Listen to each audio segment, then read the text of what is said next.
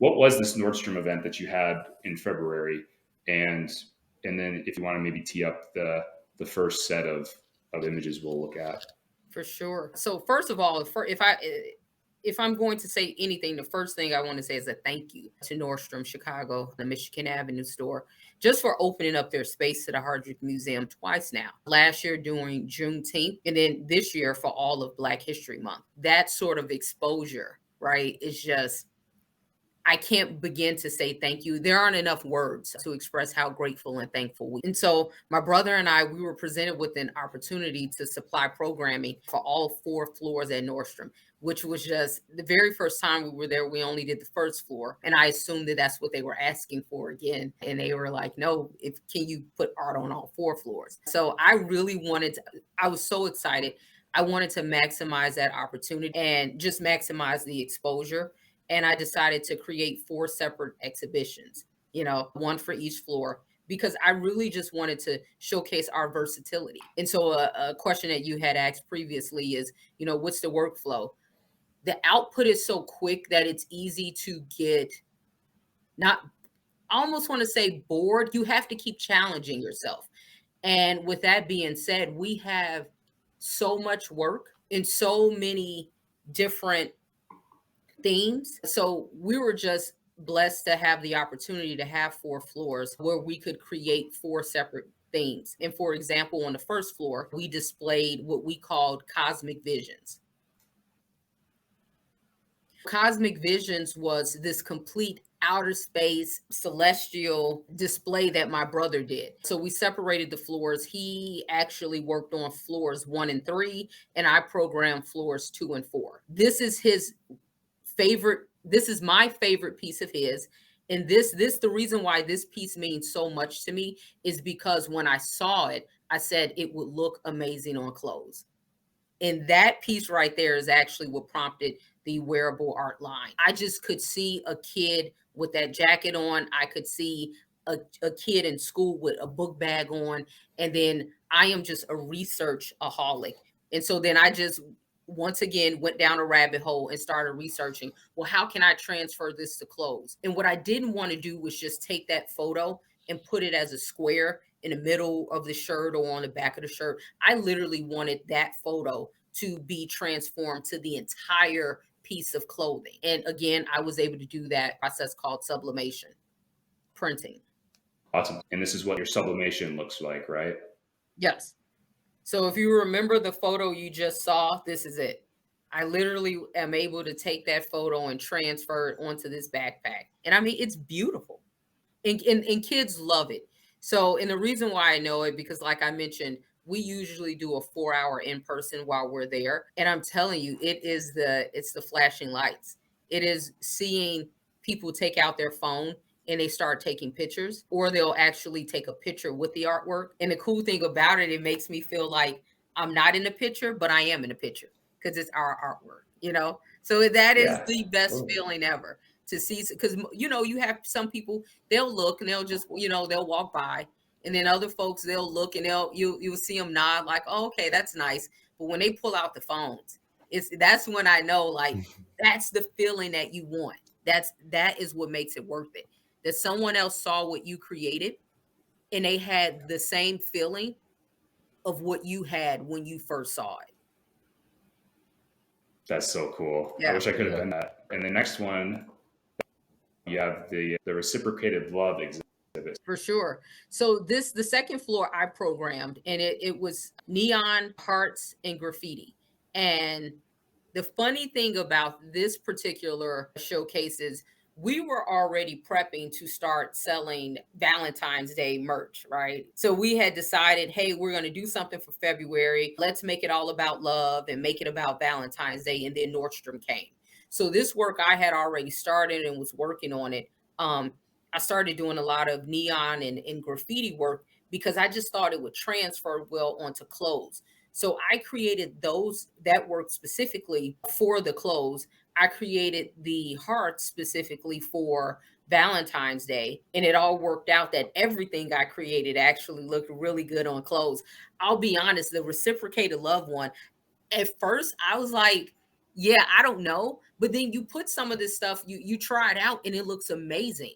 So for that one, we sold a jacket, we sold a print, a jacket, and a tote bag. I didn't even have a tote bag created for this one, but one of my coworkers saw it and she was like, "Can I get a bag?" And I was like, "Yeah, actually, yeah, you can. I'll get you a bag." And then I just went home that night. I immediately created, uploaded, and she bought it. Yeah, it's actually funny. I was looking at your shop, and that was actually the one that really stuck out to me for something for my wife. I thought the bag with the heart on it was really cool looking. They love it. So people really like that print. Being on clothes, just it gives it a different dimension and makes it like it doesn't look like the same thing almost when it's on Right. the jacket or on the bag compared to the print. And that's really cool because it's almost like it's the same art, but it Mhm. looks so much different when it's on that kind of a 3D surface like that. Right. And there is some you do some design work to create the art, right? There is some work that goes into that. And that's the cool thing about all of this is the clothing is so new to me. I had absolutely no idea what went into this. But if you have a passion about something, it's crazy how life happens. You figure it out. And so what happened was I initially started putting the work on there. I had some samples made. They looked okay. And then I realized how I could go in and redesign and move them around to make them match up perfectly. So that outer space book bag, I've had that printed twice now. The first time I had it printed, and it was so funny. I put it in an exhibit and I was so proud of that piece.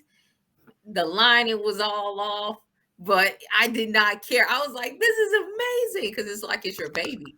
And then you can get honest about it and was like, you know what? I could have did that better. I could have lined this up better. I could have did this. I could have done that. And you do. And so now that bag is perfect. So yeah, the imagery you have there, that's it. It did not look like that initially. The men were the space guys were all off. They were off centered. But they're perfect now. This is work. This is if you think it's easy, I encourage you to try.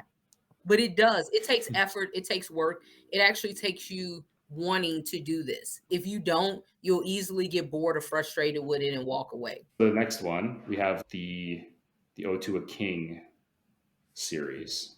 Tell Right. us about this series and producing this. Mhm.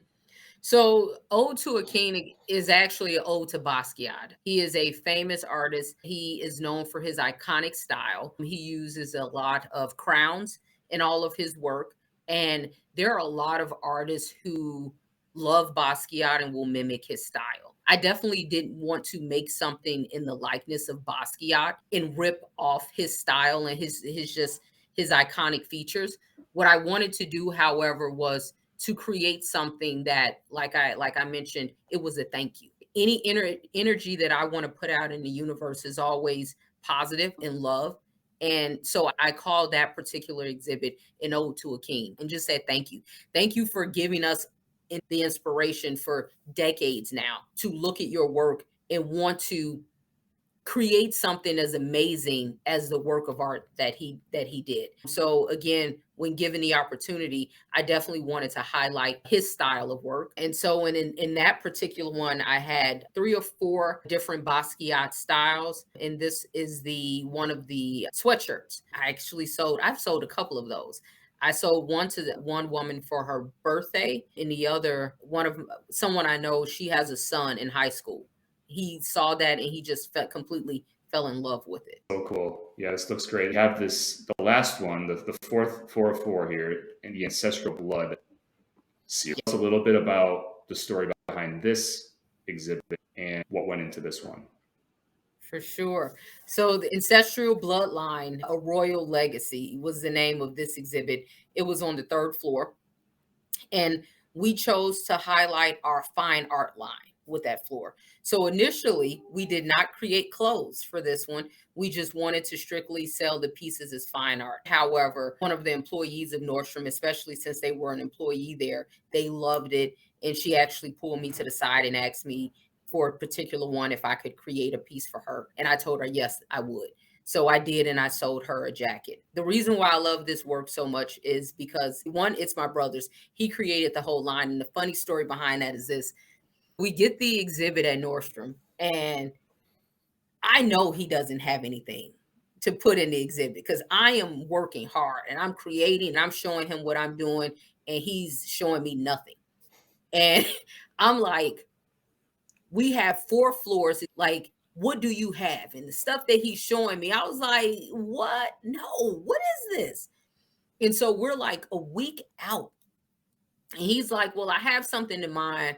You know, I'm gonna work on something. I'm gonna work on it. I'm like, man, I was like, you know what? You're gonna look up and you're not gonna have anything in this exhibit. And then he comes back a week later with this.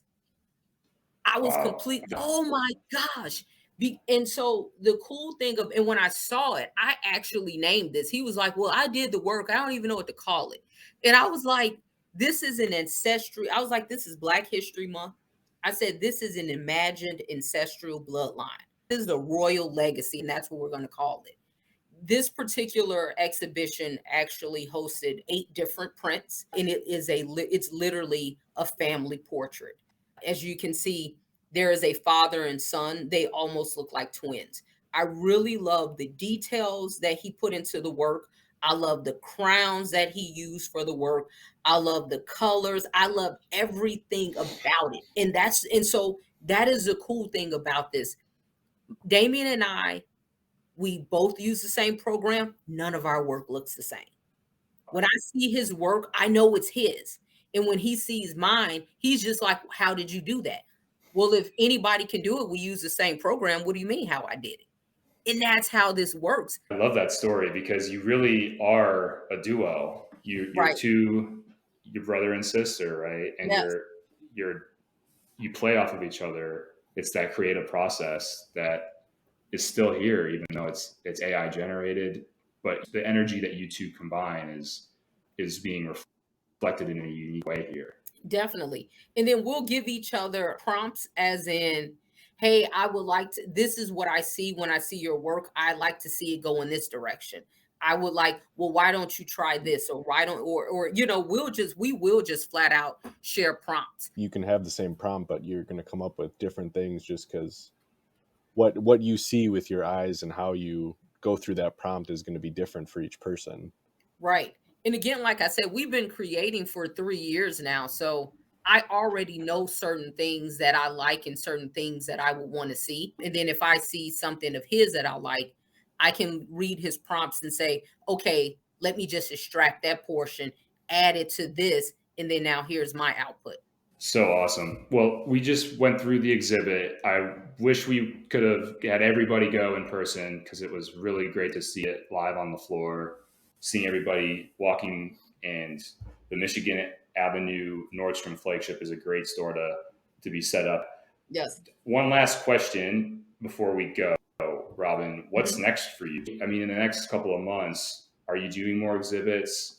What should we be watching for from Robin and Damien in the next couple of months? Yeah, so the next couple of months, we really want to hammer in on our wearable art. We just think that it's such a huge market for it. I think that I think it's scalable. I think there's room for it to grow. I haven't seen a ton of people doing it, and I just like the way one item, right? The art, the digital art can just open up your world to many different things. So when you say what's next, we'll keep creating art, right? And then the only thing that changes is where we shift our energy and focus. I really would like to get back into where we started, which was NFTs. I would love for that world to blow up. If it does, like it'll be sick because we have over 10,000 images, right? So we can just create. There's so much that we can do with NFTs, with loyalty programs, and all those great things. And we're ready. We have that. And then we can take that same work, like I said, and we can print it, right? If you want it and you love it so much and you want it in your house or in your office, we can do that. Then we can take that same work and you can actually walk up the street and be a walking art exhibit because it is art transferred onto clothes. So we just want to, what's next for us is coming into folks' homes in their lives and actually having them wear our art. And just really being a name that households know for our quality and for our vision And I just want people to always wonder, wow, what are they going to do next? What do these kids have up their sleeves next? And just be excited about us and the brand, because we're excited to bring it to you all. Yeah, I think it's going to be great. I mean, the technology is evolving quick. The unique ways people are using it to sell items, to express themselves, to really foster art. Robin, this has been a pleasure. We'll definitely be giving more updates over the next couple of months to highlight this work you're doing. Pleasure is all mine, and I can't thank you all enough. Just these sorts of opportunities are just so amazing, you know, for a small company like ours. Like I said, is built on fascination and just love and respect for art. And then now you find yourself like having a platform and can reach people and have these sorts of conversations. And so we just look forward to doing more of this, you know, telling people more about AI, about machine learning, about Web3. And we just look forward to continuing to create and evolving our style and seeing how far we can go with it. So thank you, Greg. Thank you, Dylan. I am so appreciative of this. And like I said, I look forward to doing more of these. We look forward to it too. Yeah, for sure. Thanks for coming on, Robin. Thank you.